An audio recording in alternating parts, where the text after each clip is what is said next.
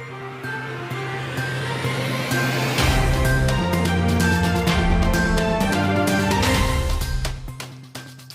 name is Wisaimana Odin, pupil in 6th form at Kawamba 1. I want to declaim you a poem about peace. I am calling on you, Burundian youth. I am addressing to you, Burundian people. Listen to my helpful piece of advice. Now my motherland is in tears, but alas, I am unable to feel it alone. Come all around, army, so that we free our country adrift.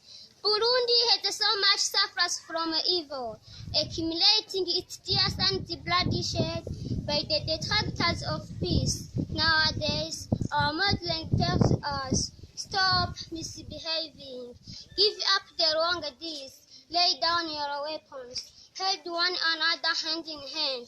Dear compatriots, here is holy counsel from our dear motherland, which is the cradle of our fair fathers, the cradle of our parents. Burundi is our cradle.